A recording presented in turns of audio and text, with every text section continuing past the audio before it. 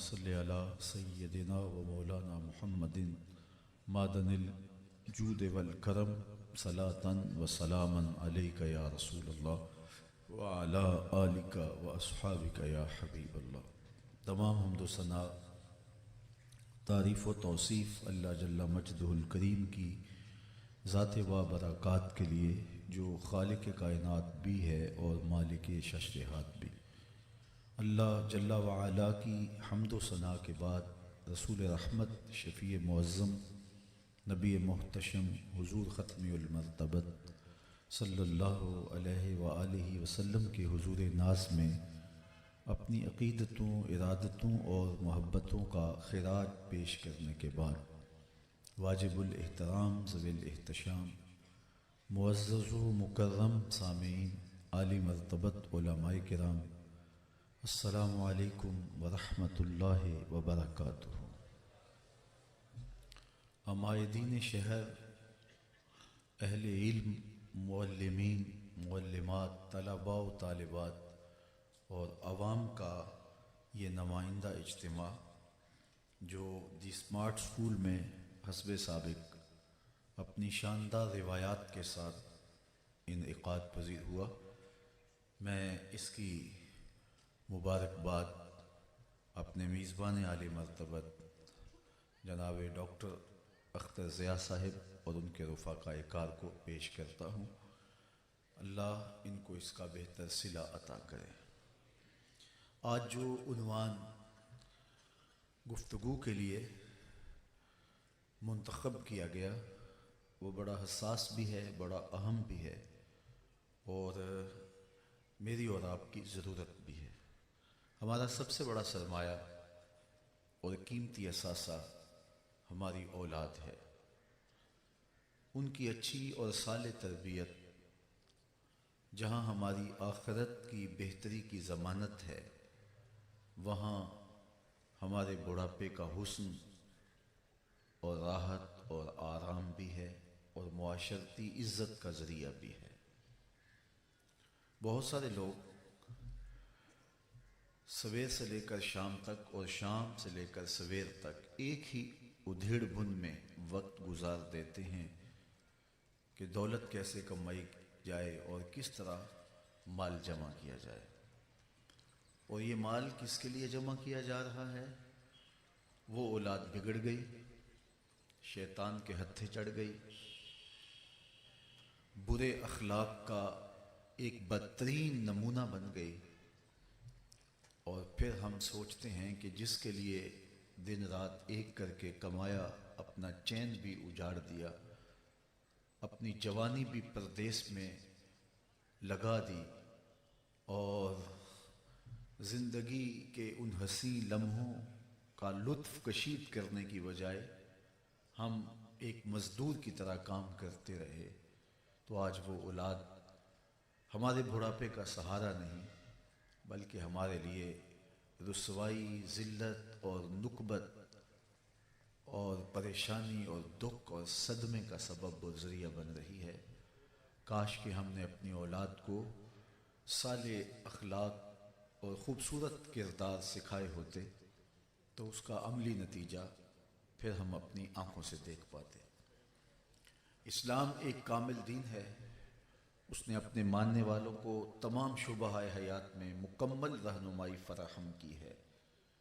तो हमें औलाद की तरबियत और उनको आमाल खैर का खूगर बनाने के लिए मुसलसल मेहनत और जद्दोजहद करने की तरगीब दी है ताकि हमारी औलाद एक अच्छे मुआशरे की तश्कील का सबब और ज़रिया बने और हम उस औलाद से दुनिया में बुढ़ापे में भी इज़्ज़त और आसूदगी और राहत पाएँ और हमारी कब्र का चिराग भी हो, हमारी कब्र की रोशनी का ज़रिया और सबब भी हो और आखिरत के अंदर हमारी इज़्ज़त अफजाई और हमारे विक़ार का सबब बने।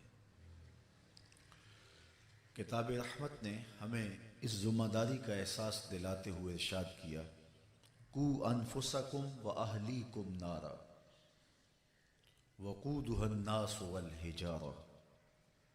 कि अपने आप को और अपनी औलाद को जहन्नुम की आग से बचा लो, जिसका ईंधन इंसान और पत्थर है। इसकी तशरीह में सैयदना अलीउल मुर्तज़ा रज़ियल्लाहु ताला अन्हु फरमाते हैं, अल्लिमूहुम व अद्दिबूहुम। इस आयत का मफ़हूम यह है कि अपनी औलाद को इल्म सिखाओ और उन्हें आदाब सिखाओ। इल्म सीखने और आदाब सीखने का नतीजा ये होगा कि वो जहन्नुम की आग से बच जाएंगे।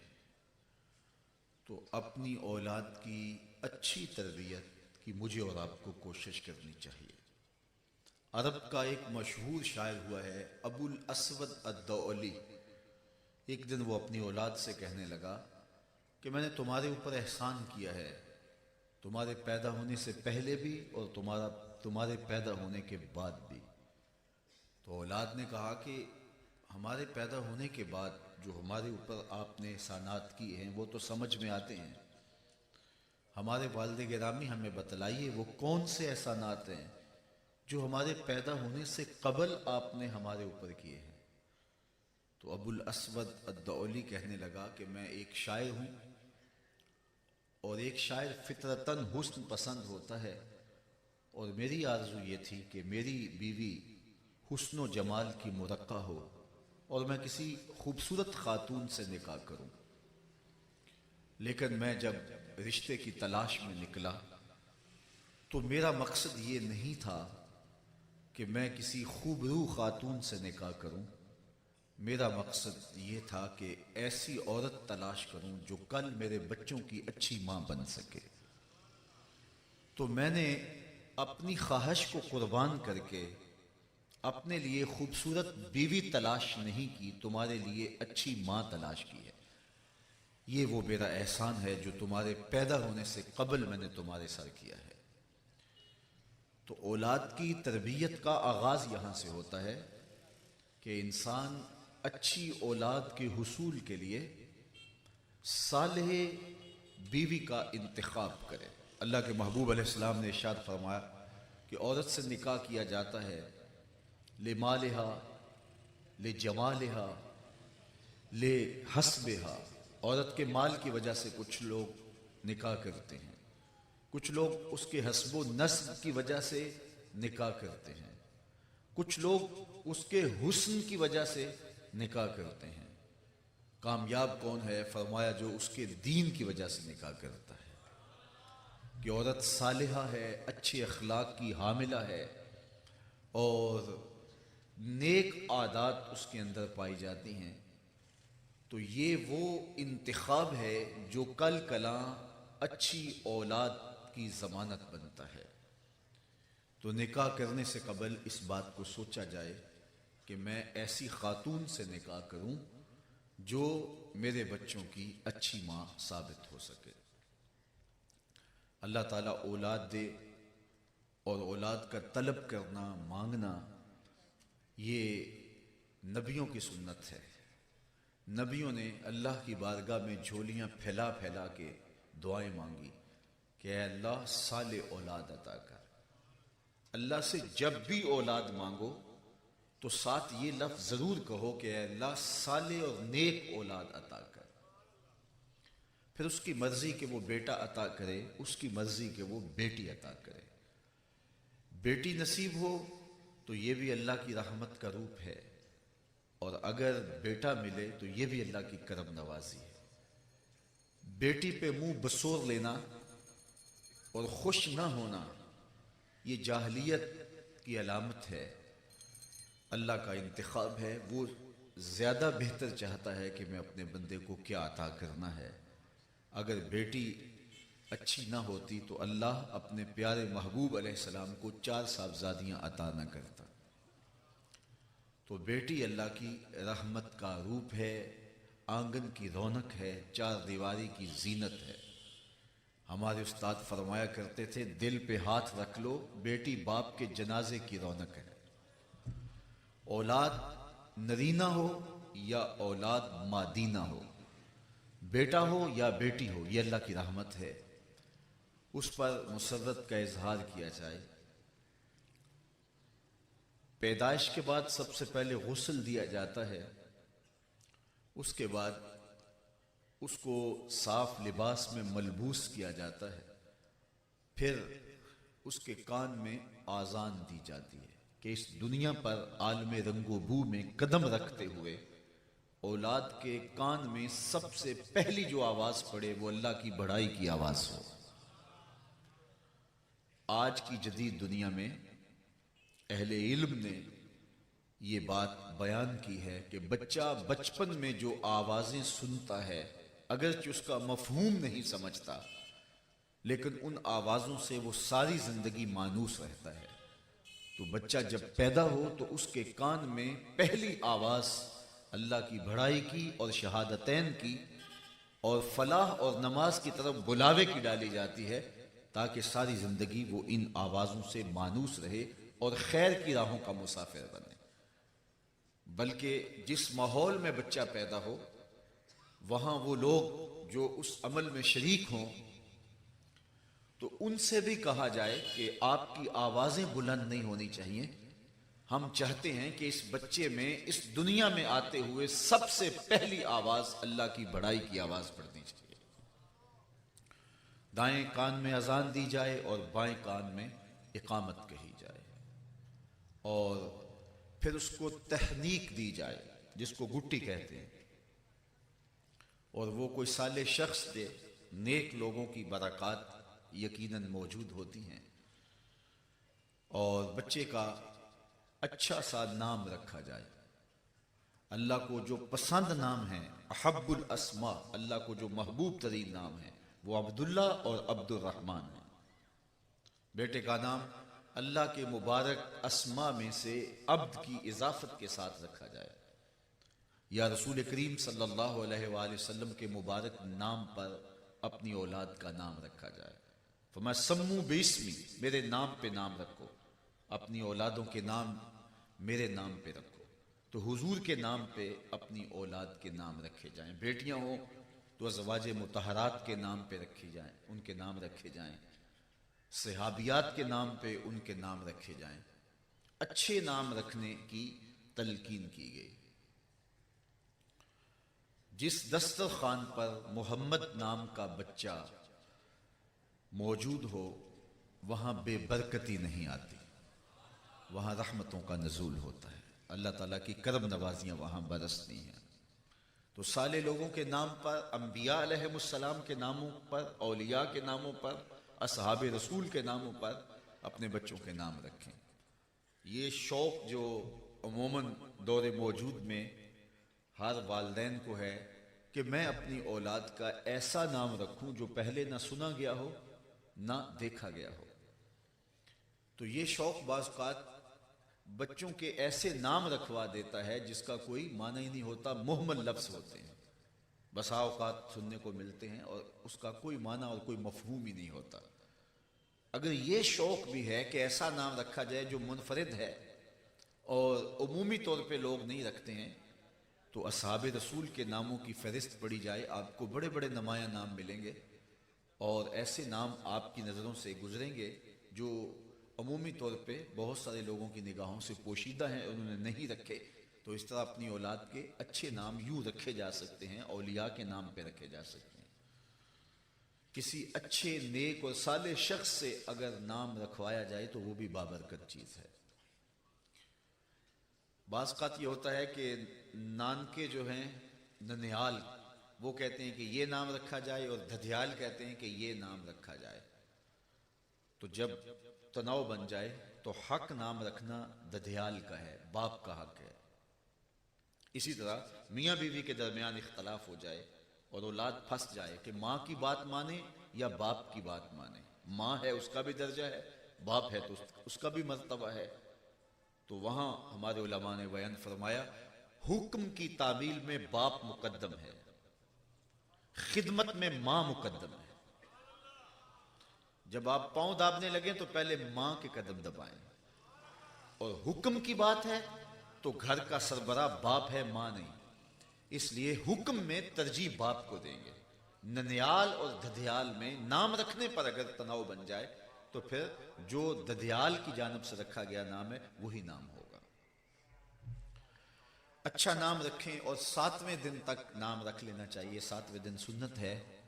और फिर अकीका किया जाए और ये बच्चे की जान का सदका होता है। बहुत सारी आने वाली बलाओं के टलने का सबब व जरिया होता है। और उसके लिए कोशिश ही की जाए कि कच्चा गोश्त तकसीम कर दिया जाए। पका के भी आप बांट सकते हैं, दे सकते हैं, दोनों लोगों को दावत पे बुला के खिला सकते हैं। उसकी हड्डियां कम तोड़ें, कोशिश करें कि ज़्यादा से ज़्यादा हड्डियां सलामत रहें और इस तरह गोश्त जो है वो आगे तकसीम कर दें। ये उसकी जान का सदका होगा और ये उसके लिए खैर व बरकत का सबब व जरिया होगा। बच्चे को इस दुनिया के ऊपर आकर तकरीबन सब कुछ सीखना होता है। जब शिक्म मादत से इस दुनिया पे बच्चा आता है तो उसकी टांगें होती हैं, चलना नहीं जानता, जुबान होती है, बोलना नहीं जानता, देखता है, पहचानता नहीं, सुनता है, समझता नहीं, हाथ है, पकड़ नहीं सकता। हर चीज, जुबान भी उसने सीखनी होती है, लहजा भी उसने सीखना होता है। सिर्फ एक चीज सीख के आता है, माँ की छाती से दूध कैसे लेना है। ये रब आगोशे मादर में आने से पहले ही बच्चे के अंदर इल्का कर देता है। वो माँ की छाती से दूध कैसे लेना है वो सीख के आता है। बाकी सब कुछ माँ बाप उसको सिखाते हैं।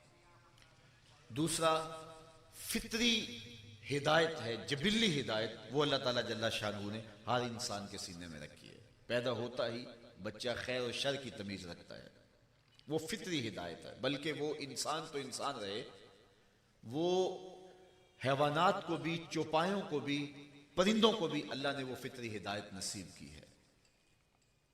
आपने देखा होगा कभी बतख कड़ुक नहीं बैठती और मुर्गी कड़ुक बैठ जाती है। जब वो जिद करे कि मैं अब अंडे नहीं दूंगी, मेरे नीचे बच्चे अंडे डालो और मैं जो है वो अंडे सेंचूंगी और बच्चे निकलेंगे, तो बतख के अंडे भी मुर्गी के नीचे ही डाले जाते हैं। 21 दिन तक वो मुर्गी उन मुर्दा अंडों पे अपने सीने की तवज्जो मबजूल करती है और उन मुर्दा अंडों में आसार जिंदगी नमूदार हो जाते हैं। यहां रुक के एक जुमला कहूंगा, एक मुर्गी मुर्दा अंडों पे अपने सीने की तवज्जो मबजूल करे तो वहां आसार हयात नमूदार हो जाते हैं। और अगर शेख कामिल अपने मुरीद के बैज़ाए दिल पे तवज्जो दे तो वहां आसार हयात क्यों नमूदार नहीं हो सकते हैं। 21 दिन के बाद, नारों से गरेज कीजिए, 21 दिन के बाद जब अंडे फटते हैं, टूटते हैं, तो नतीजा बिल्कुल फितरत के मुताबिक निकलता है। बतख के अंडों से बतख के बच्चे और मुर्गी के अंडों से मुर्गी के बच्चे। अब बतख के बच्चों ने अपनी मां नहीं देखी, जो सीखना है, समझना है, वो मुर्गी से ही सीखना है। बतख के बच्चे और मुर्गी के बच्चे मुर्गी के जेरे तरबियत हैं और घर वाले अभी घर से बाहर निकलने नहीं दे रहे। कवा मजबूत नहीं, अभी पर पुर्जे नहीं निकले, कोई कव्वा उचक लेगा, कोई गिरज उठा लेगी। 2-4 दिन के बाद जब कवा मजबूत हुए, कुव्वत मुदाफियत पैदा हुई, तो घर वालों ने मुर्गी को बच्चों समेत घर से बाहर निकाल दिया। खुला मैदान आया, आगे तालाब था, जौहर था, छप्पड़ था। जब उसके किनारे पहुंचे, बतख के बच्चों ने ना आओ देखा न ताओ, छलांग लगाई और पानी में तैरने लगे। मुर्गी के बच्चे अपने हमजोलियों को अपने सामने पानी में छलांगे मारते देख रहे हैं, लेकिन आगे बढ़ने की हिम्मत नहीं कर रहे। बतख के बच्चों को किसने बताया कि ये तुम्हारा बाजीचा है? और मुर्गी के बच्चों के कदम किसने बांध दिए? वल्लज़ी कद्दरा फहदा, वो रब है जिसने हर शय की फितरत में हिदायत रखी हुई है। तो जिस रब ने बतख के बच्चे को, मुर्गी के बच्चे को वो हिदायत दी है, क्या हजरत इंसान इस दुनिया पे आए तो हिदायत के बगैर ही आ जाएगा? फितरी हिदायत अल्लाह ने हर शख्स के सीने में रखी है, उसे कोई भी ना बताए। लेकिन जब किसी को थप्पड़ मारने लगता है तो उसका ज़मीर अंदर आवाज देता है, तुम गलत कर रहे हो। दीवार रखते हुए हमसाये की 2 इंच दबाने लगता है तो अंदर घंटियां बजती हैं, तुम गलत कर रहे हो। रिश्वत मेज के ऊपर से ले रहा हो या मेज के नीचे से पकड़ रहा हो, ज़मीर आवाज दे रहा होता है, तुम गलत कर रहे हो। ये वो फितरी हिदायत है, जबिल्ली हिदायत है। वाबिसा बिन माबद हुजूर की मजलिस में आए, ये सहाबी थे और पीछे आके बैठ गए। और आदाब मजलिस भी यहाँ है, यही है, जहां जगह मिले वहां बैठ जाओ। लोगों की गर्दनें फलांग के आगे आने से रोका गया है। सदर मजलिस को, मुंतज़मीन को इख्तियार है, किसी हिकमत के तहत किसी को आगे बुलाना चाहें तो बुला सकते हैं। अब जहां हुजूर होंगे वहां सदर मजलिस कोई और तो नहीं होगा। तो वाबिसा बिन माबद पीछे बैठ गए, तो हुजूर ने फरमाया उदनो या वाबिसा, वाबिसा दूर बैठे हो, नेड़े आ जाओ। वो उठे और करीब हो गए। फरमाया और करीब आ जाओ। वाबिसा उठे तो और करीब हो गए। फरमाया वाबिसा और नेड़े आ जाओ। वाबिसा कहते हैं मैं अपने मुकद्दर पे कुर्बान जाऊं, मैं इतना नेड़े हुआ कि मेरे घुटने हुजूर के घुटनों से छूने लगे। जब इतना नेड़े हो गया तो हुजूर ने कहा वाबिसा कोई सवाल पूछने आए हो? मैंने कहा जी हुजूर मैं सवाल पूछने आया हूं। कहा जो पूछने आए हो पूछोगे या बताऊं क्या पूछने आए हो? अर्ज की हुजूर अगर आप बता दें फिर तो कमाल हो जाए। फरमाया तुम खैर और शर के बारे पूछने आए हो, अच्छाई क्या होती है, बुराई क्या होती है, ये सवाल लिए आए हो। अर्ज की हुजूर यही सवाल था मेरा। कहा इसका जवाब मुझसे लेना है या अपने आप से लेना है? अर्ज की जवाब आता होता तो सवाल ही क्यों बनता। ये तीन उंगलियां मेरे हुजूर ने जोड़ी। फदारबा अला सदरिही फकाला इस्तफ्ते मिन कल्बिक, हुजूर ने सीने पर जहां दिल होता है वहां ये तीन उंगलियां मारी और फरमाया ये अंदर ही मुफ्ती बैठा है, इसे ही पूछ ले, यही बता देगा खैर क्या होता है, शर क्या होता है। ये वो इकबाल ने कहा था ना कि अपने दिल से पूछ, मुल्ला से ना पूछ। ये दिल बताएगा अच्छाई क्या है, ये दिल बताएगा बुराई, ये फितरत है हजरत इंसान। तो ये हर पैदा होने वाले बच्चे को अल्लाह ताला ने ये फितरी हुस्न, ये फितरी जमाल दिया हुआ है, लेकिन उसको फिर निखारना होता है। तो अंबिया आए, रुसल आए, पैगंबर आए, किताबें नाजिल हुई, दानश्वर हैं, दर्सगाहें हैं, और ये यूनिवर्सिटियां, कॉलेज, माँ की आगोश, ये सब कुछ दुनिया के ऊपर आके फिर सीखता है। और फिर अल्लाह ताला जल्ला शानू वह भी हिदायत के साथ उसे कसबी हिदायत का नूर भी अता करता है। तो दुनिया के ऊपर जब बच्चा आता है तो वो फितरी हिदायत लेके आता है और बाकी उसने सब कुछ सीखना होता है। अब बच्चा बोलता नहीं है, बच्चा आवाज के मफहूम को समझता नहीं है, तो बच्चे ने अब कैसे सीखना है? तो बच्चा वालिदैन के अमल से सीखता है। ये बात जहन में रखिए कि बच्चा वालिदैन के अमल से सीखता है। इसलिए किसी मुफक्किर ने कहा था कि 7 साल तक बच्चे को गोद में उठा के रखो, 7 साल से 14 साल तक बच्चे को गुलाम बना के रखो, और 14 साल से 21 साल तक बच्चे को दोस्त बना के रखो, तरबियत मुकम्मल हो जाएगी। पहले 7 साल वो तुम्हारे अमल से सीखेगा। वैसे पूरी जिंदगी इंसान की फितरत यह है, वो कौल से इतना नहीं सीखता जितना अमल से सीखता है। हजरत शाह नक्शबंद बुखारी अलैहि रहमा ने फरमाया कि जिस शख्स की खामोशी फायदा नहीं देती उसकी तकरीर भी फायदा नहीं देती। मेरे हुजूर की 63 साल कुल जिंदगी है, 40 साल हुजूर ने तबलीग नहीं की है, बस अपना अमल पेश किया है, अपना किरदार पेश किया है। 23 साल जिंदगी हुजूर ने तबलीग भी की है और अपना अमल भी पेश किया है। ये बात जहन में रखें। हम तकरीर के जोर पे सिखाना चाहते हैं, लेकिन इस जोर से लोग नहीं सीखते, चमक किरदार की होती है। बाज वालिदैन हमारे पास आते हैं, जनाब इस बच्चे के लिए दुआ कर दो, कोई तावीज दे दो, इसे अपना मुरीद बना लो। क्या है मसला जी? ये नमाज भी नहीं पढ़ता, हम नहीं पढ़ते, तो ये तो पढ़े। तो मैं कहता हूं ये क्यों पढ़े जब आप नहीं पढ़ते? मेरे हुजूर ने फरमाया अपने घरों को कब्रिस्तान ना बनाओ कि तुम सिर्फ मस्जिद में ही नमाज पढ़ो, घर में कभी ना पढ़ो। तो बच्चे कैसे तुम्हें नमाज पढ़ता देखेंगे? बच्चे औलाद वालिदैन के कौल से नहीं, वालिदैन के अमल से सीखते हैं। ये नुक्ता अगर वालिदैन की समझ में आ जाए तो फिर तरबियती अंदाज जब ये इख्तियार किया जाएगा, नतीजा 100% होगा। और अगर अपना अमल हम पेश नहीं करेंगे, हम दलाइल के जोर पे या हम गुफ्तगू के जोर पे, या हम वालिद होते हैं, हम उन पर दबाव डाल करके उनको कोई चीज बनवाना चाहते हैं, तो उसके बच्चे मान भी जाते हैं, लेकिन उसके वो असरात नहीं होते। जो चीज तरबियत करती है, रूह में रासिख होती है, बातिन में उतरती है, वो अमल है। इसलिए वालिदैन का जो अमल होता है वो औलाद के ऊपर असर अंदाज होता है। तो तरबियत का ये बुनियादी उसूल है कि औलाद कौल से नहीं सीखती, औलाद अमल से सीखती है। बिलखुसूस वो अय्याम जो औलाद के हैं, जब वो बोलना नहीं जानती, जब वो सुनती है समझती नहीं अल्फाज के मफहूम को, तो उस वक्त वो जो सीखती है वो माँ के अमल से सीखती है। उस वक्त माँ अपने अमल को जब खूबसूरत बनाती है तो बेटा कुतुबुद्दीन बख्तियार काकी बनता है। वो माँ का अमल होता है। माँ अगर उम्मुल खैर होती है तो फिर बेटा गौसे आजम शेख अब्दुल कादिर जीलानी होता है। ये माँ की तरबियत का असर है, माँ की जिम्मेदारी है। अमूमत की जो जिम्मेदारी है, जो इकबाल ने कहा कि मुकालमात अफलातून तो न लिख सकी, लेकिन इसी के शोला से टूटा शरार अफलातून। ये खुद तो ऐसी नहीं है कि इसने मुकालमात अफलातून लिखे हों, लेकिन ये एक माँ की गोद में पल के आया था। तो ये माँ की तरबियत का रंग होता है, माँ की तरबियत का असर होता है कि वो अपनी औलाद को सिखाए और अपनी औलाद की अच्छी तरबियत करे। मेरे हुजूर ने फरमाया ना कि जब बच्चा 7 साल का हो जाए उसको नमाज की तरगीब दी जाए, और 10 साल का हो और नमाज ना पढ़े तो उसको मार के नमाज पढ़ाई जाए। तो पहले उसको तरगीब दी जाए। तरगीब के तरीके हैं। बाबा फरीद गंजे शक्कर रहमतुल्लाह ताला अलैह की वालिदा मुसल्ले नीचे पुड़िया रख देती थी शक्कर की। बेटे को शक्कर पसंद थी, रोज शक्कर की पुड़िया रख देती। पुत्र नमाज पढ़ेगा अल्लाह तुझे शक्कर देगा। वो मुसल्ला उठाता बेटा तो नीचे शक्कर की पुड़िया होती।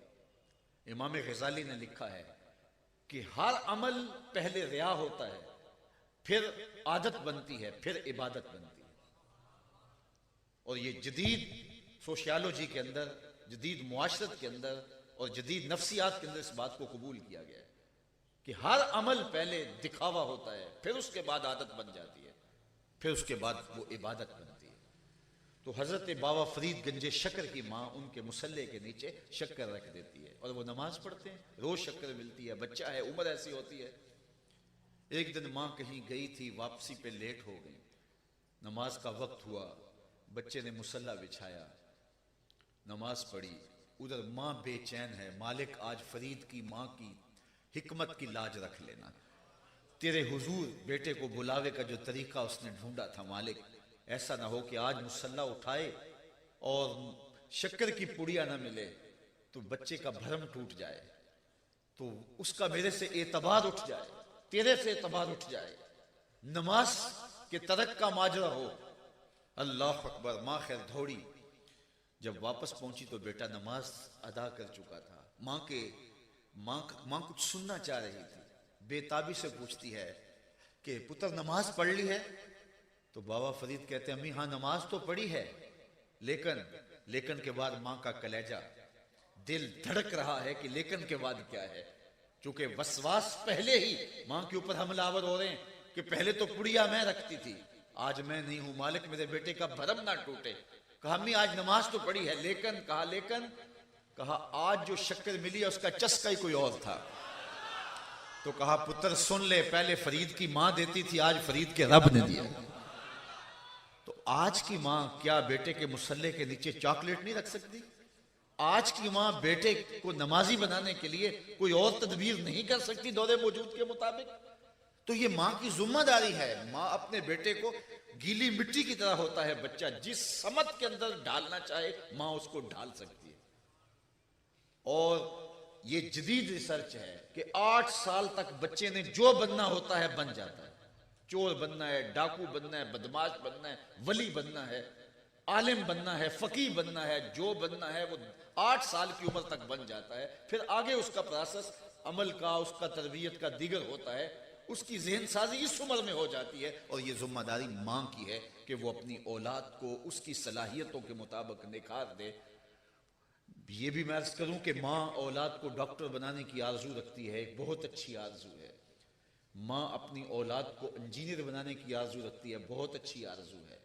माँ अपनी औलाद को आला अफसर देखना चाहती है, अच्छा बिजनेसमैन देखना चाहती है, बहुत बड़ा आलिम देखना चाहती है, बहुत आरजू है। लेकिन सबसे पहले माँ की ये आरजू हो कि मेरा बेटा अच्छा इंसान बने, अच्छा मुसलमान बने, फिर उसके बाद बाकी सफ़ात का हामिल भी हो और ये खूबियाँ भी उसके अंदर पैदा हो जाए। उसके अखलाक पर तवज्जो दे, उसके किरदार पर तवज्जो दे, उसे झूठ से नफरत दिलाए, झूठ से इस कदर नफरत हो जाए कि बच्चा झूठ के करीब तक न जाए। और ये माँ अपने अमल से, अपने रवैये से और अपने कौल से उसकी तरबियत करेगी। आप जानते हैं हज़रत गौसे आज़म की माँ ने हज़रत गौसे आज़म के जुब्बे में 40 दिरहम सी दिए थे। और जब वो डाकू लूटने लगे तो गुजरते हुए एक डाकू ने पूछा तेरे पास भी कुछ है? कहा हाँ 40 दिरहम मेरे पास है। तो वो हैरत ज़दा हो गया, कभी चोरों को भी पैसे बताए जाते हैं। तो फिर सरदार के सामने पेश किया कि इसकी तलाशी ली है, 40 दिरहम निकले हैं। तो कहा बेटा चोरों से तो माल छुपाया जाता है, डाकुओं से तुम बता रहे हो? कहा मेरी माँ ने कहा था झूठ नहीं बोलना। और इसने मुझे पूछा था तेरे पास कुछ है तो मैं कैसे माँ का भरम तोड़ता। तो उस डाकू बल्कि उस पूरे काफिले की तौबा का सबब और जरिया बना कि जब ये माँ से किया गया अहद नहीं तोड़ता तो हम रब से किए गए अहद को तोड़ रहे हैं। तो ये माँ की जिम्मेदारी होती है कि औलाद के सीने में, बेटे के सीने में, औलाद के सीने में प्यार पैदा करे, अल्लाह का प्यार पैदा करे, उसके रसूल का प्यार पैदा करे, अक़दार आलिया का खूगर बनाए, अखलाक हसना का उसे एक खूबसूरत मुजस्मा बनाए, अल्लाह अकबर, और उसको सखी बनाने की कोशिश करे। ये बाहर मांगने वाला आए तो बच्चे के हाथ में पैसे दें कि जाओ उनको दे करके आओ, और साथ ये भी तलकीन करे उसकी इज्जत नफ्स का भी ख्याल रखना है। बच्चे को जब खर्ची दे, स्कूल भेजे तो बच्चे को कुछ कभी ज्यादा खर्ची दे कि रास्ते में कोई फकीर मिल गया तो बेटा ये उसको भी देना। बेटे को ये बताए कि तुम्हारे साथ कोई बच्चा गरीब हो, पढ़ता हो और तुम महसूस करो तो चुपके से इज्जत नफ्स से उसकी मदद करना। तो इसका नतीजा ये होगा कि आपका बच्चा एक अच्छे और साले सांचे के अंदर ढलेगा और उसकी अच्छी तरबियत होगी। और ये माँ बाप की जिम्मेदारी है कि उनको एक अच्छा इंसान बनाए, वो साले वजूद की सूरत के अंदर उभरे और पाकीज़ा वजूद के साथ आगे बढ़ें और उनकी अच्छी तरबियत हो और उनका अच्छा मिजाज बने, वो किसी से धोखा ना करें। अपनी औलाद को ये बता दें बचपन में कि अपने नुकसान के लिए कभी भी किसी का जरर ना चाहें, किसी का नुकसान ना चाहें। अपना नुकसान कर लें लेकिन किसी मोमिन का, किसी भी इंसान का नुकसान न करें। अपने फायदे के लिए किसी को खुद गरज बच्चे ना हों, बच्चे ईसार का जज्बा रखने वाले हों, कुर्बानी का जज्बा रखने, अच्छी कौम तभी बनेगी। ये हमारी जिम्मेदारियां थी और ये माँ ने करना था। माँ के बाद बाप का मर्तबा आता है, उसके बाद फिर मुअल्लिम की गोद में बच्चा जाता है, मुअल्लिमा की गोद में बच्ची जाती है, उसके बाद फिर मुआशरे के हाथों में बच्चा जाता है। तो ये जो नस्ल है, इस नस्ल की तरबियत में हमारी सबसे ज्यादा जिम्मेदारी है। अपने बच्चों को खुद वक्त दें, एक मशीन की तरह हम काम ना करें कि सारा दिन काम काज पे रहे, घर आए, 2 लुकमे लिए, फिर दोस्तों में भाग गए, फिर मोबाइल पे लगे रहे। बच्चों को वक्त चाहिए। बच्चों के सीखने का वक्त वो होता है जब हम कहते हैं अभी छोटे हैं। जब बच्चे छोटे होते हैं उस वक्त बच्चों के सीखने का वक्त होता है, और जब वो 12-13 साल से आगे तजावुज करते हैं तो फिर वो माँ बाप से नहीं सीखते, फिर वो दोस्तों से सीखते हैं। तो माँ बाप ये समझते हैं कि अब ये बच्चे हैं, बड़े होंगे तो सब सीख जाएंगे। नहीं, बच्चा उस उम्र में जब सीखने की उम्र होती है उस वक्त माँ बाप उनको टाइम नहीं दे रहे होते। अब छोटे हैं, उनके सवालों को मामूली समझते हैं, उनके सवालों का तसल्ली बख्श जवाब दें, तफसील से जवाब दें, अच्छे कामों में हौसला अफजाई करें, और जो काम अच्छे नहीं हैं उनके ऊपर हौसला शिकनी करें, और उनके लिए तादीबी कार्रवाई समझाने से शुरू करके मार तक पहुंच सकती है, नाराजगी तक पहुंच सकती है। लेकिन बच्चे के नफ्सियात को जरूर पढ़ें। बाद बच्चे मार से चिढ़ते हैं और उनको थोड़ा सा समझा लिया जाए, वक्त दे लिया जाए तो उससे फायदा होता है। और तरीका कार यही है कि समझाने से जो है वो आसानी पैदा होती है, और समझाने से बच्चे समझते हैं, उनको बाकायदा वक्त दिया जाए। बार बार उस चीज की, जिस चीज से आप रोकते हैं उसके नुकसान गिनवाएं, और उसके मुतबादल जो आप दे रहे हैं उसका फायदा उसे बताएं। और बच्चा बचपन में बिल्कुल सीखता है। उसके बाद जब वो जवानी में चला जाता है तो फिर वो अपने दोस्तों से सीखता है। फिर माँ बाप को शिकायत होती है, हमारे पास बैठना भी गवारा नहीं करता, लेकिन जब वो तुम्हारे पास बैठने वाला था उस वक्त तुमने नहीं बिठाया, उस वक्त तुमने गवारा नहीं किया, बच्चा समझ के तरक कर दिया, आज उसकी बारी है, कल तुम्हारी बारी थी। तो अपनी औलाद को समझाओ, वक्त दो और उनके मामलात को गौर करो। जब बच्चा बोलने लगे तो सबसे पहले उसकी जुबान पे ला इलाहा इल्लल्लाह जारी करो, और फिर मुहम्मद रसूलुल्लाह सल्लल्लाहु अलैहि वसल्लम। उसके बाद फिर अब्बा अम्मी जो भी आप सिखाना चाहते हैं वो उसके बाद उसको सिखाओ। यानी सबसे पहले सुने तो अल्लाह का नाम, सबसे पहले बोले, जुबान की गिरा खोले तो रब का नाम पुकारे, उसके बाद फिर आगे बोलना सीखे। लफ्ज़ अल्लाह सबसे पहले सिखाओ, फिर ला इलाहा इल्लल्लाह सिखाओ, फिर मुहम्मद रसूलुल्लाह सिखाओ, फिर उसके बाद अगला सफर शुरू होगा। बोलने लगे तो उसको ये सिखाओ। उसके लिबास पे गौर करो। बेटी है तो जब वो 10 साल की हो जाए तो उसको पर्दे का खूगर बना दो, और 10 साल की उम्र में बच्चों के बिस्तर अलग कर दो, उनकी खलवतों पे ध्यान रखो, उनकी सफाई सुथराई का ख्याल रखो, वो अपनी सफाई का खुद ख्याल रखें, खुद काम करने का उनका मिजाज डालो। बाज़ का घरों में नौकर चाकर काफ़ी होते हैं और बच्चों को आदत नहीं होती कि वो अपना काम खुद करें। इस वक्त दुनिया में सबसे ज़्यादा जो तहकीक हो रही है वो टाइम मैनेजमेंट पे हो रही है, सबसे ज़्यादा। चूंकि लोगों के पास वक्त थोड़ा है, काम काज बहुत फैल गए हैं, तो इस नुक्ते पे ये वो मुत्तफिक हुए हैं कि इंसान जब अपने काम खुद अपने हाथ से करता है तो वक्त भी कम लगता है। और मेरे और आपके आका मौला की सुन्नत भी यही है, हुजूर अपने हाथ से अपने काम फरमाया करते थे। तो ये बचपन में बच्चों को, घर में 100 नौकर भी हों लेकिन घर में बच्चों को अपने हाथ से काम करने की तरगीब दी जाए। उससे बच्चों के अंदर जो है वो खुद एतमादी भी पैदा होती है और अपने काम करने से वक्त भी बचता है और इससे और भी बहुत सारे फवायद बच्चों को हासिल होते हैं। 10 साल का बच्चा नमाज ना पढ़े तो उसको थोड़ी सी सरनिश करने में भी कोई हरज नहीं। वैसे तो नमाज फर्ज होगी उसके ऊपर जब वो बालिग होगा। बलूगत से कबल उसको आदी बनाने के लिए पाबंद किया जाता है ताकि बलूगत के बाद उसकी कोई नमाज कज़ा ना हो। मैं आपको एक और बात बताऊं, और वो ये कि जो बच्चा बलूगत से कबल नेक अमल करता है उसका सारा सवाब वालिदैन को पहुंचता है, क्योंकि वो तो अभी बालिग ही नहीं हुआ, उसके ऊपर जो है वो चीजें वाजिब ही नहीं हुई, तो उसका सवाब। ये छोटे छोटे बच्चे रोजे रखते हैं तो फूल की तरह कमला जाते हैं शाम को, लेकिन उनको माएँ बास बात कहती हैं कि बच्चे कोई नहीं, तुम 2 रख लो एक दिन में, तो बच्चे फिर भी कहते नहीं हम रोजा निभाएंगे, तो शाम तक वो रोजा रखते हैं। तो वो रोजा कितना अल्लाह को कबूल होता होगा। जो उस बच्चे ने 8 साल के, 9 साल ने, 7 साल के, 6 साल के बच्चे रोजे रखते हैं, तो अल्लाह को कितना कबूल होता होगा। मेहनत उसने की, मुशक्कत उसने की, लेकिन उसका सवाब वालिदैन को नसीब हुआ। तो अपनी औलाद को नेकी का खुगर बनाओ। इस उम्र के अंदर वो जिन चीजों के खुगर बनेंगे तो उसके असरात मुरत्तब होंगे। बच्चों को मिट्टी में खेलने के लिए छोड़ने का कहा गया है ताकि वो मिट्टी में खेलें और उससे उनको जिस्मानी फवायद होते हैं। बच्चों पे वुसअत करें। याजिब वाला साहिबिल माल अन युस्सिअ अला अयालिही, जो साहिब माल है उसके ऊपर लाजिम है कि अपनी गुंजाइश के मुताबिक बच्चों पर वुसअत करे।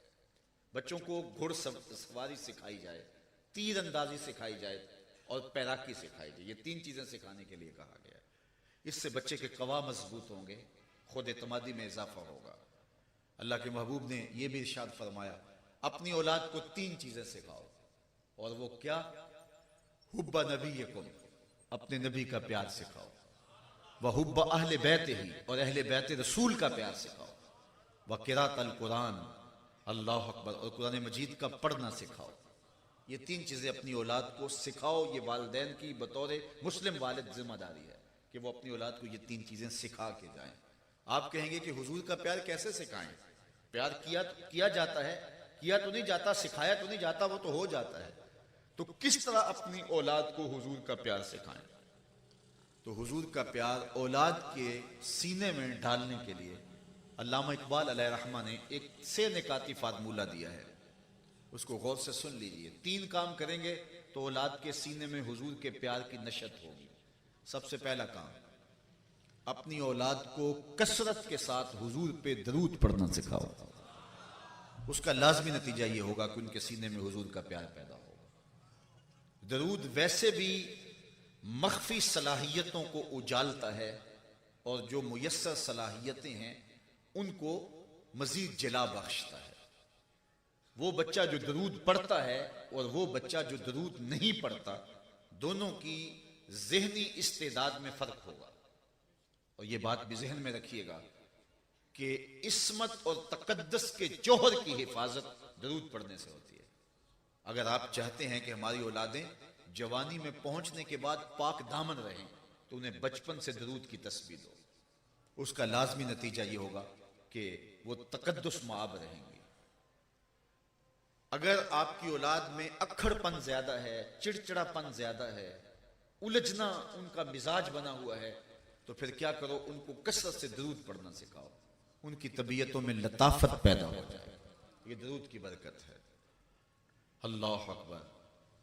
अगर आप चाहते हैं कि आपकी औलाद का लहजा मीठा हो जाए उनकी बोली खूबसूरत हो जाए, तो इसकी दवाई भी दरूद है। किसी ने इकबाल से पूछा कि तेरे लहजे में जमाल कहां से आया, हुस्न कहां से आया। अहले नकद गालिब को इकबाल से बड़ा शायर मानते हैं, लेकिन जो इज्जत इकबाल को मिली, कबूलियत आमा इकबाल को मिली, वो गालिब का मुकद्दर नहीं बन सकी। तो किसी ने ये बात इकबाल से पूछी कि तेरे लहजे में तकद्दुस कहां से आया, पाकीज़गी कहां से आई, मिठास और शहद कहां से आया। उसने कहा, मैंने 1.25 करोड़ मर्तबा हुजूर पे दरूद पढ़ा था, मैं तन्हा कमाले सुखन को न पहुंचा, मेरे शेर हैं और तासीर उनकी। तो अगर औलाद को दरूद पढ़ाओगे तो उनके सीने में हुजूर का प्यार पैदा होगा। सबसे बड़ा फायदा दरूद का क्या है, सुनिए। मेरे और आपके आका मौला ने फरमाया, कयामत के दिन मेरे सबसे करीब वो होगा जो सबसे ज्यादा मेरे ऊपर दरूद पढ़ने वाला हो। तो मैं और आप क्यों नहीं चाहेंगे कि हमारी औलादें हुजूर के करीब हों। तो कसरत के साथ अपनी औलाद के सीने में हुजूर का प्यार डालने के लिए उन्हें दरूद पढ़ने की तलकीन कीजिए। दूसरी बात, इंसान की फितरत है कि वो हुस्न पसंद है, जहां भी हुस्न हो वो उधर लुढ़क जाएगा। वो काकले दाराज में हो, वो लबो रुखसार में हो, वो कदे राना में हो, वो पपीहे की आवाज में हो, वो बुलबुल के लहजे में हो, वो धनक की शौखी में हो, वो कौसे कज़ा की रंगीनी में हो, वो फूटते झरनों में हो, बहती नदियों में हो, तितली के परों में कुदरत की सन्नाई हो, वो मोरों के परों में कुदरत की रंगों की मीनाकारी हो, बूढ़े के बालों की सफेदी में हो या मासूम बच्चे की मुस्कुराहट में हो। हुस्न जहां भी होगा दिल खींचता है। जब ये तय है कि इंसान फितरतन हुस्न पसंद है, तो फिर अपनी औलाद को उसका जिक्र सुनाओ जिस जहां हुस्न भी पानी भरता है, इश्क भी गुलामी करता है। उस चौखट पे लेके आओ जिसका हुस्न अल्लाह को भी भा गया, ऐसे प्यारे से मोहब्बत कीजिए। आजम चिश्ती मरहूम ने तो कलम तोड़ दिया ना कि अपना मायार जमाने से जुदा रखते हैं, हम तो महबूब भी महबूब खुदा रखते हैं। तो अपनी औलाद को हुजूर के हुस्न के तज़किरे सुनाओ, हुजूर के हुस्न की बातें सुनाओ, लाजमी तौर पे उनके सीने में हुजूर का प्यार पैदा होगा। किसी जमाने में माएँ लोरियां दिया करती थी अपने बच्चों को और हुजूर पे दरूद पढ़ा करती थी या हुजूर के हुस्न के तज़किरे किया करती थी, और बच्चे साले और पाकीज़ा वजूद की सूरत में नशो नमा पाते थे। आज थरकती तस्वीर पर मां की नजर जमी है और बच्चा दूध पी रहा है। जब नीम बरहना तस्वीर मां की निगाहों में होगी तो उस दूध में वो तासीर नहीं होगी जो दूध ग़िज़ाली पैदा करता है, जो दूध राजी पैदा करता है, जो कुतुबुद्दीन बख्तियार काकी पैदा करता है। मां जब कुरान पढ़ती है, अल्लाह अकबर, इकबाल कहता है, तू न दानी के सोजे किराते तू दिगर गूं कर तकदीर उमर। मेरी बहन तू नहीं जानती, अगर तू मां हो के कुरान पढ़, अगर तू बहन हो के कुरान पढ़े तो उमर की तकदीर बदलती है, और अगर तू मां हो के कुरान पढ़े तो बेटा नेज़े की नोक पे भी कुरान सुना। तो मां को, बाप को ऐसा माहौल फराहम करना चाहिए। तो दरूद सलाम अपनी औलाद को पढ़ाएं, अपनी औलाद को हुजूर के हुस्न का जिक्र सुनाएं, तज़किरा सुनाएं। सिर्फ एक हदीस हुजूर के हुस्न पर और मेरा मजमून आगे चला जाएगा। सहाबा में सबसे आखिर में जिस सहाबी ने इंतकाल किया उनका नाम है हजरत अबू तुफैल रदी अल्लाह ताला अन्हु। हज का मौसम था, हुजूम आशिका था। ये एक ऊंचे टीले पे खड़े हो गए और बुलंद आवाज से बोले, लोगो इस वक्त रुए जमीन पे मेरे अलावा कोई नहीं जिसने हुजूर को देखा हो। सन 110 हिजरी में इन्होंने इंतकाल किया है। हुजूर का विसाल सन 11 हिजरी के आगाज में है। गोया हुजूर के तकरीबन विसाल के 100 साल बाद भी ये बाकायदे हयात थे। तो एक टीले पे चढ़ के कहते हैं, लोगों इस वक्त रुए जमीन पे मेरे अलावा कोई नहीं जिसने हुजूर को देखा हो, आओ मुझसे हुजूर की बातें सुनो। अल्लाह अकबर। मैं किसी बस्ती में जाता हूं, किसी शहर में जाता हूं, तो लोगों का हुजूम उमड़ के आ जाता है, मैं कौन हूं, मेरी औकात क्या है। तो जब एक सहाबी आए होंगे तो क्या आलम होगा ताबईन का। तो लोग हुजूम करके उनके गिर्द जमा हो गए। अल्लाह अकबर। यार क्या नाज है, आओ ना मुझसे हुजूर की बातें पूछो, मैंने हुजूर को देखा है। हमारे उस्ताद होते थे सर मोहम्मद अली हाशिर, अल्लाह उनकी कब्र पे करोड़ों रहमतों का नजूल करे। वो उम्र के आखिरी हिस्से में थे, मैं बिल्कुल बच्चा था। तो वो कभी बड़े फख्र से कहते थे कि मैं इकबाल से मिला हूँ, मैं दाग दैलवी को देखा है। मौलाना ज़फ़र अली खां का अखबार छपता था ज़िम्मेदार, तो ज़िम्मेदार अखबार की शाह सुर्खियाँ आप लिखते थे, कमाल दर्जे के कातिब भी थे। तो बड़े बड़े अहले सुखन से मिले तो नाज से कहते मैं फलां से मिला हूँ, मैं फलां से मिला हूँ। यार जिसने इकबाल को देखा हो, जिसने दाग दैलवी से मुलाकात की हो, वो तो नाज करे, और जिसकी आंखों ने जमाले मोहम्मद अरबी देखा हो वो अपने मुकद्दर पे नाज क्यों ना करे। तो हजरत अबू तुफैल ने कहा लोगों आओ, इस वक्त रूए जमीन पे मेरे अलावा कोई नहीं जिसने हुजूर को देखा हो। लोगों का हुजूम बन गया और अबू तुफैल रज़ी अल्लाह तआला अन्हु के गिर्द जमा होकर कहा सिर्फ लना रसूलुल्लाह सल्लल्लाहु अलैहि वसल्लम, तुमने हुजूर को देखा है, बताओ हुजूर का हुलिया कैसा था। अल्लाह अकबर। तो हजरत अबू तुफैल ने 3 लफ्जों में हुजूर का हुलिया बयान किया, सुन लीजिए और अपनी औलाद को बताइए। हजरत अबू तुफैल ने कहा कान रसूलुल्लाह सल्लल्लाहु अलैहि वसल्लम अबयदा मलीहन मुकस्सदा। एक तो हुजूर का रंग चिट्टा था, बिल्कुल सफेद चूने की तरह नहीं, सुर्खी की आमेजश के साथ। दूसरा, हुजूर का हुस्न नमकीन था। एक होता है मीठा हुस्न, देखो तो तड़प जाओ, और एक होता है नमकीन हुस्न, देखो तो देखते रह जाओ। और तीसरी बात कहा मुकस्सदा, हुजूर का हुस्न मुतवाज़िन था, कद भी ना बहुत लंबा ना बहुत छोटा, दरमियानी।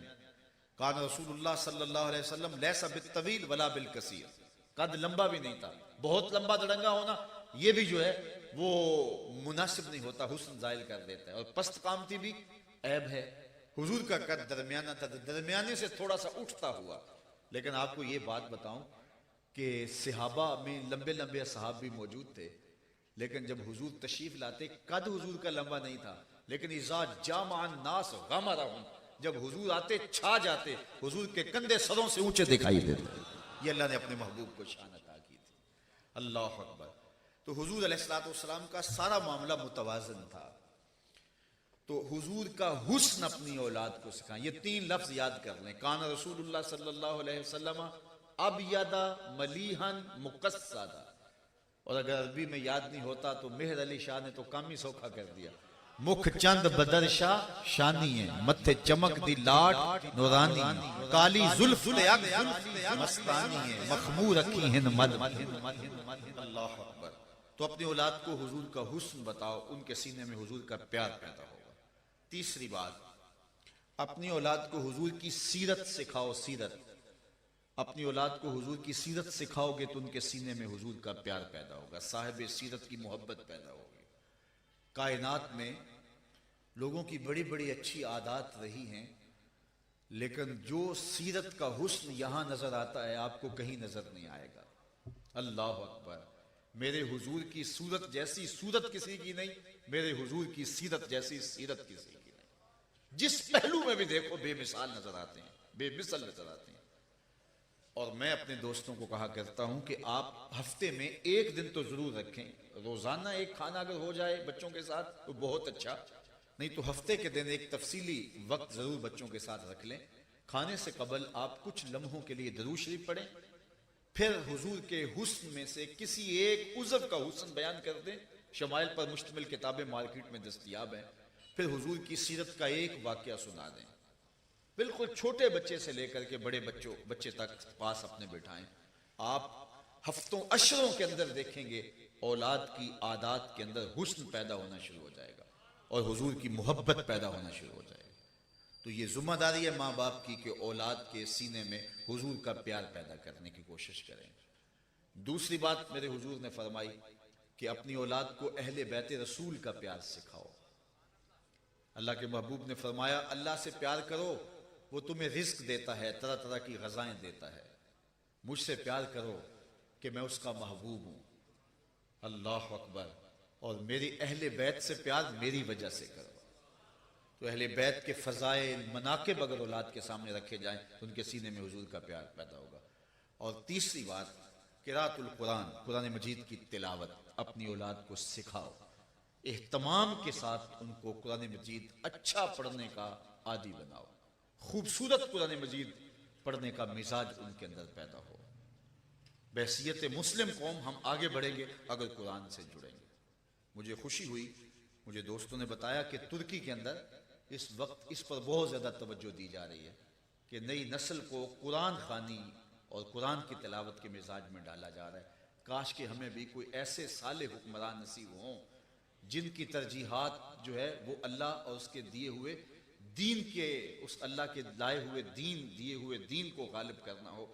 तो फिर इस तरह के मंसूबे जहन में आते हैं, उनको तरतीब दिया जाता है और कौम साजी की जाती है। हम कौम नहीं हैं, हम एक हुजूम हैं, और हुजूम भी बेहंगम आवारा हुजूम जिसकी कोई मंजिल ना हो। कोई इधर रुख उठा के चल रहा है, कोई इधर मुंह उठा के चल रहा है। वो क्या किसी ने कहा था, दीवार क्या गिरी मेरे कच्चे मकान की, लोगों ने मेरे घर में रस्ते बना लिए। एक बेहंगम हुजूम है हम। काश के एक कौम बन जाएं। और कुरान दरमांदा कौम को खड़ा करने वाली किताब है। हजरत उमर रज़ी अल्लाह तआला अन्हु अर्ज़े तहामा के करीब से गुजरे तो बच्चों की तरह बिलक बिलक के रो पड़े। तो किसी ने कहा, उमर 23 लाख मुरब्बा मील की हुक्मरानी और बच्चों की तरह रो रहे हो? कहा कि यही उमर था और यही अर्ज़े तहामा थी। मेरे बाप खत्ताब ने 5 ऊंट दिए थे, इनको लाइन में खड़ा करो, एक कतार में खड़ा करो। मैं आगे वाला सीधा करता था, पीछे वाला टेढ़ा हो जाता था, पीछे वाला टेढ़ा करता था, आगे सीधा करता था, आगे वाला टेढ़ा हो जाता था, भाग दौड़ के दोनों को सीधा करता, दरमियान वाला टेढ़ा हो जाता। मेरे बाप ने मुझे बड़ा मारा। एक अरब के बेटे हो के तुमसे 5 ऊंट खड़े नहीं होते? कहा, एक वक्त उम्र पे वो था कि 5 ऊंट कतार में नहीं लगते थे, और आज 23 लाख मुरब्बा मील की हुक्मरानी है। शरक से लेकर गरब तक सारे इंसान भी एक कतार में खड़े हैं। ये मोहम्मद अरबी के जोड़ों का सदका नहीं है तो और क्या? तो कहां से उठ के कहां चले गए? तो ये कुरान हमें जिंदगी देगा। इस कुरान की तिलावत मामूले जिंदगी बना लो। आपके घरों में सुबह का आगाज कुरान मजीद की किरात से हो। ये जो भागे फिरते हैं ना लोग मलंगों के पास, इन तावीज गंडों वालों के पास, फलां इतवार को वहां जाना है, हर एक को तावीज पड़े हुए, हर एक के घर में साया हुआ है, हर एक के घर में आसेब चढ़ा हुआ है। हर बंदा कहता है मुझे किसी ने जादू कर दिया, टूना कर दिया, तावीज डाल दिए, और सवेर से लेकर शाम तक भागे फिरते हैं। और कोई होगा, कोई सही आमिल होगा, ज्यादा तो ठग और लुटेरे बैठे हुए हैं। और रोज तमाशी हम अखबारात पर, सोशल मीडिया पे देखते रहते हैं कि ये क्या क्या गुल खिलाते हैं। और ज्यादातर इनके पास खवातीन जाती हैं। मेरी मुखातबीन खवातीन भी हैं, वो भी गौर करें। इन बाबों के पास तुम्हारे मर्ज का इलाज नहीं है, तुम्हारे मर्ज का इलाज कुरान के पास है। तुम्हारे घर से कुरान निकला तो दर बदर धक्के खाना मुकद्दर हुआ। आओ कुरान के साथ जुड़ो, कुरान के साथ जुड़ो। जब घरों में सुबह का आगाज कुरान मजीद की किरात से होता था, तिलावत से होता था, तो घरों में कोई बदबू नहीं आती थी, कोई साया नहीं आता था, क्योंकि रब के कुरान का साया होता था घरों पर। फरिश्ते आया करते थे, बदरूहें नहीं आया करती थी, टूना नहीं होता था, जादू नहीं होता था, आसेब नहीं होता था, बुरी चीजों का साया नहीं होता था, बल्कि रब की रहमतों का साया होता था। आज हमारे घरों में कुरान ही नहीं खुलते। सारी रात हमारे घरों के अंदर जो है वो चैनल चल रहे होते हैं और उनके ऊपर रक्स इबलीस जारी होता है। और ये सोशल मीडिया ने तो क्यामत ढा दी। नौजवान नस्ल, हमने समझा घर का दरवाजा बंद कर दिया, अब हमारी नस्ल महफूज हो गई। लेकिन घर के बंद कमरे के अंदर नौजवान नस्ल कहां भटक रही है, शैतान कहां तक हमारे बिस्तर में घुस गया है। कभी हमने इस पर भी जो है वो गौर किया? इस घर को आग लग गई, घर के चिराग से हम उजड़ के रह गए, अखलाकी कदरें पामाल हो गई, आंखों की शर्म उड़ गई, सीने का हया बाकी न रहा। और नई नस्ल, एक आवारा नस्ल और एक जो है वो खुद गरज नस्ल बनती जा रही है। इस सोशल मीडिया ने नई नस्ल को सोशल नहीं रहने दिया। उनकी जिंदगी का सारा हुस्न, तकद्दुस और उनका हया जो है वो जायल कर दिया है। हम एक वैलेंटाइन डे रस्म को रोते थे, लेकिन आज तो रोजाना वैलेंटाइन डे हमारे घर के अंदर है। और इस सोशल मीडिया ने इस नई नस्ल का बेड़ा गर्क करके रख दिया। बल्कि इकबाल ने कितना दूर आशना शख्स था, दूर अंदेश शख्स था। उस जमाने में कहा था, नौजवान तो नौजवान अज हया बेगाना पीराने कहन, नौजवाना चूजना मशगूल तन अज हया बेगाना पीराने कहन, दुख्तराने ऊ बचश्मे खुद असीर, शोख चश्मो शोख गिरो खुद दगीर, साख्ता पर दाख्ता दिल बाख्ता, अबरुआ मिसले दो तेरे आख्ता। उस जमाने में कहा था कि जवान तो जवान रहे, बूढ़ों का हया भी बाकी नहीं रहा। आज हम कहां खड़े हैं, किस जगह पे मौजूद हैं? मुझे और आपको अपने अंदर उतर करके जरूर देखना होगा।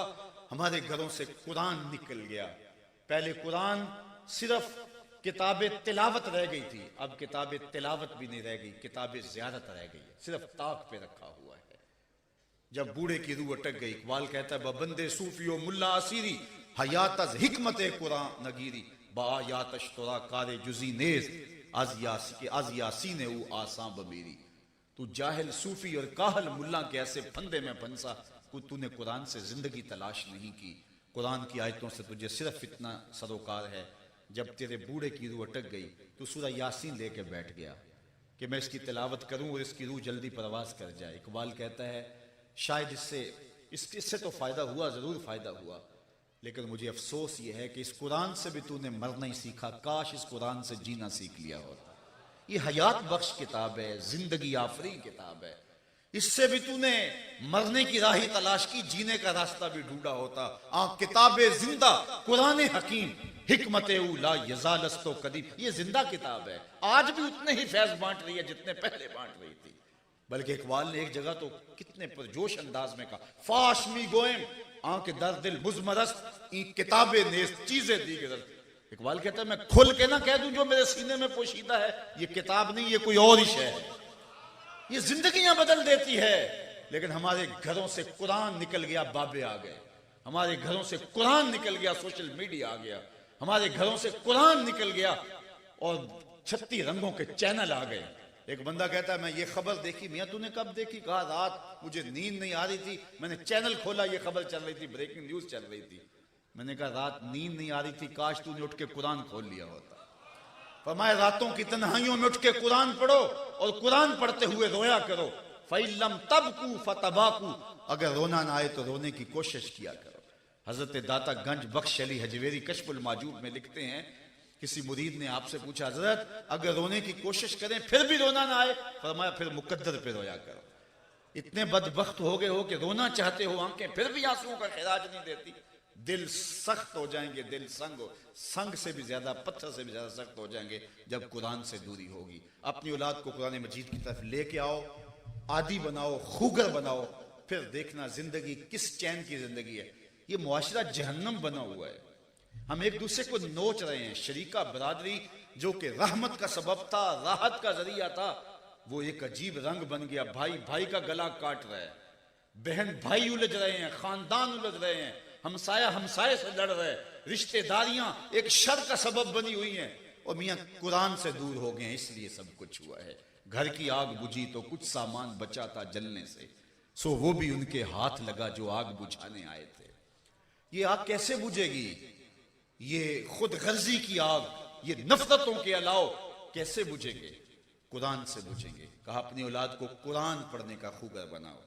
अल्लाह अकबर, बात लंबी ना हो जाए, अपनी औलाद को अल्लाह का डर उनके सीने में दाखिल करने की कोशिश करो।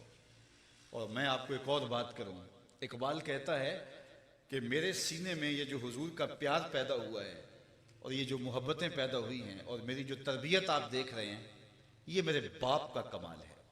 वो किस तरह? कहता है मैं मैट्रिक के ज़माने में स्कूल से वापस आ रहा था तो हमारे घर के दरवाजे पर एक फ़कीर खड़ा था, फ़कीर। उसने रेजगारी सारे दिन की जमा की हुई थी और कशकोल हाथ में पकड़ा था। तो मैंने कहा जा बाबा माफ़ कर, लेकिन वो न टला। साइले चूं कज़ाए मुबरमे, वो लंबी नज़म है इकबाल की असरार रमूज़ में, कि कज़ाए मुबरम की तरह जिस तरह तकदीर मुबरम नहीं टलती, वो भी नहीं टल रहा था। तो उन्हें गुस्सा आया, जवानी की उम्र थी, तो उसके कशकोल पे डंडा मारा, कशकोल गिर गया। इतने में इकबाल के वालिद अंदर से बाहर आए तो देखा कि फ़कीर का कशकोल मेरे बेटे ने तोड़ दिया। आगे बढ़े, उसकी रेजगारी जमा की, उसमें डाली और उससे माजरत की, कुछ पैसे दिए, राजी किया और वापस कर दिया। और इकबाल का हाथ पकड़ के घर ले गए और सामने बिठा के एक ही बात कही, इकबाल कल रसूलुल्लाह ने पूछ लिया तो क्या जवाब दूंगा कि तुझे बेटा दिया था, ये तरबियत की थी कि फकीरों के कशकोल तोड़ता था। तो बस ये बात इकबाल के सीने में रासिख हो गई। इकबाल कहा करते थे नामे तो अज पिदरा मोख्तम, हुजूर आपका प्यार मैंने अपने बाप से सीखा था। और लोग तो इस बात से डरते हैं कयामत के दिन रब का सामना कैसे करेंगे। इकबाल फिर इस बात से डरता रहा कयामत के दिन रसूलुल्लाह का सामना कैसे करूं। तू गनी अज हर दो आलम मन फकीर, अल्लाह अकबर, रोजे महशर उज़र हाय मन पजीर, गर तुमी बीनी हिसाबम नागुजीर अज निगाहे मुस्तफ़ा पिन्हा बगीर। कहा मालिक क़यामत के दिन मेरा हिसाब न लेना, यूं ही माफ़ कर देना, और अगर मेरा हिसाब लेना ज़रूरी हुआ तो कम अज़ कम हुजूर के सामने न लेना। अपनी औलाद के सीने में हुजूर का खौफ डालो, हुजूर की मोहब्बत डालो और अल्लाह की खशियत डालो, अल्लाह का प्यार डालो। अल्लाह का प्यार कैसे पैदा होगा? फ़िक्र आखिरत रासिख करो कि ये दुनिया 4 दिन की है और ये सांसें टूट के बिखर जाने वाली है और हम अल्लाह के हुजूर हाजिर होने। कभी अपनी औलाद को लेके कब्रिस्तान जाया करो, अपने आबा अजदाद की कब्रें दिखाया करो कि ये हमारे बड़ों की कब्रें हैं, हम भी यहाँ आने वाले हैं और हमारे पीछे आप भी आने वाले हैं।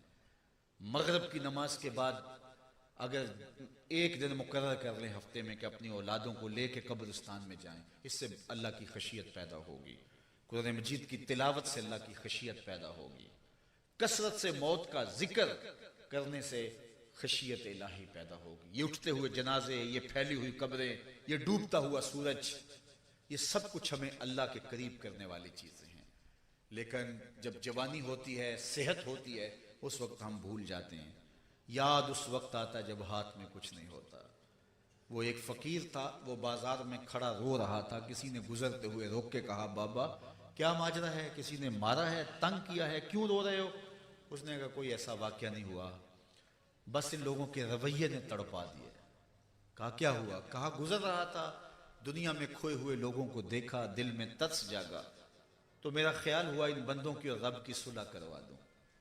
तो कहा फिर क्या हुआ? कहा मैंने उससे बात की, उसने कहा ले आ इनको मेरी दहलीज पे, एक आंसू से सारे गुनाह माफ कर दूंगा। बड़ा खुश हुआ, मैंने इनसे बात की, लेकिन ये उल्टा मेरा मजाक उड़ाने लगे, जा बाबा काम कर, तुझे क्या पता दुनियादारी क्या होती है। तो वो तो मानता है, ये नहीं मान रहे। मुझे इनके रवैये पे रोना आ रहा है। अगले दिन वही शख्स कब्रिस्तान के करीब से गुजरा, देखा कि वो बाबा वहां खड़ा रो रहा है। कहा बाबा बाजारों में भी रोता है, कब्रिस्तानों में भी रोता है, आज क्या माजरा है? कहा कि माजरा कल वाला ही है। कहा क्या मतलब? कहा कल बाजार से गुजरा, उनको दुनिया में खोए हुए देखा, दिल में तरस जागा, मेरा ख्याल हुआ इन बंदों की और रब की सुलह करवा दूं। मैंने उससे बात की, वो तो मानता था, वो बंदे ही नहीं माने, आज इधर आ गया, मायूस होकर इधर आ गया, और मेरा आज ये ख्याल था इन बंदों की और रब की सुलह करवाऊं। कहा आज क्या बना? कहा आज ये मान गए हैं, वो नहीं मानता। आज वो मान रहा है रहमत के दरवाजे खुले हैं, आज सावी ने खुले रावी ने, इंज टोक नोखड़े टुकने नहीं, टुर पवें ते फासले मुक जांदे, कर बैठियां पेंडे मुकने नहीं। आज मैं और आप अपनी जिंदगी को अल्लाह उसके रसूल पे ले आए और अपनी औलाद की साले तरबियत के जरिए उन्हें अच्छाइयों का खूगर बनाएं, जो हमारा भी बुढ़ापे में सहारा बने और हमारी कब्र में भी रोशनी और नूर और निखत का उजाला बने। वरना मैंने ऐसी औलाद भी देखी है जो अपने सक्के माँ बाप का जनाजा नहीं पढ़ सकी। आप कहेंगे कोई बदनसीबी होगा, वो यहां होगा नहीं। मैंने कहा नहीं, वो घर मौजूद था, जनाजगाह में गया लेकिन जनाजा नहीं पढ़ा। आप कहेंगे कोई ऐसी बदनसीब औलाद भी होती है? मैंने कहा हाँ, ये वो बदनसीब औलाद है जिसको जनाजा आता नहीं। जिस तरह रस्मन लोग खड़े होते हैं, ये भी रस्मन खड़े होते हैं, और उससे बड़ा बदनसीब कौन होगा जिसने अपनी सकी माँ का जनाजा नहीं पढ़ा, जिसने अपने सके बाप का जनाजा नहीं पढ़ा। और औलाद साले होगी, नेक होगी, अलग से स्पेशल दुआ ना भी करेगी तो दिन में कितनी मर्तबा नमाजों में कहेगी, रब्बा नगफिरली वाले वाले दैया, ऐ अल्लाह मुझे भी बख्श दे, मेरे माँ बाप की भी मग़फ़िरत फरमा दे। तो अल्लाह उनके कभी उठे हुए हाथ को कबूल कर ले। तो साहिबो, ये थोड़ी सी जिंदगी आइए अल्लाह उसके रसूल के नाम पर हम गुजार दें। ये मैसेज आप सब के नाम है और क्यू टीवी की वसातत से ये पूरी दुनिया तक ये पैगाम औलादों की तरबियत के हवाले से पहुँचने वाला है। अल्लाह जल्ला शानुहु हम सबको अपनी औलादों को साले बनाने की तौफीक दे, ताकि एक अच्छे मुआशरे की तश्कील की ज़मानत हो। अल्लाह मुझे आपको अपनी रहमतों के हिसार में रखें कि मोहम्मद से वफा तूने तो हम तेरे हैं, ये जहां चीज़ है क्या लौह कलम तेरे। वस्सलातु वस्सलामु अला अशरफिल अंबिया वल मुरसलीन। मालिक उठे हुए हाथ कभी खाली ना मोड़ना, फैली हुई झोलियां रहमतों से भर दे, बख्त की बहारें नसीब कर दे, मुकद्दर की ख़ज़ाएं रुखसत फरमा दे। जिए तो तेरे लिए, मरें तो तेरे दीन के लिए, और ज़िंदगी की आखिरी हिचकी तक तेरे रसूल के वफादार रहें। हर इल्लत, हर किल्लत, हर जिल्लत से रिहाई दे दे, अपने पाक नबी के दर की गुदाई दे दे। नफ्स और शैतान के मकरो फरेब से, दजलो तलबीसात से हमारी हिफाजत फरमा। ऐ अल्लाह हमारी औलादों को सालिहियत के उजाले दे दे। ऐ अल्लाह हमारी औलादों को दुनिया आखिरत की बहारें दे दे। हमारी औलादों को हमारा बेहतर जानशीन बना। ऐ अल्लाह हमारी औलादों के सीने में हुजूर का प्यार और अपनी खशियत के उजाले रख दे। ऐ अल्लाह इस इज्तिमा को, एक एक लम्हे को, एक एक साथ को कबूल फरमा।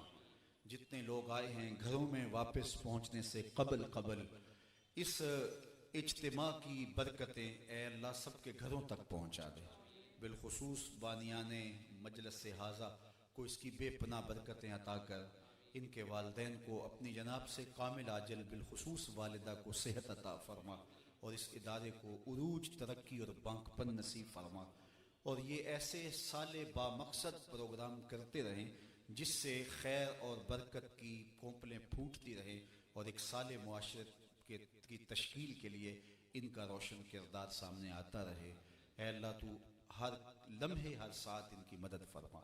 वसल्लल्लाहु तआला अला नबी अल अमीन व आलिहि व अस्हाबिहि अजमईन।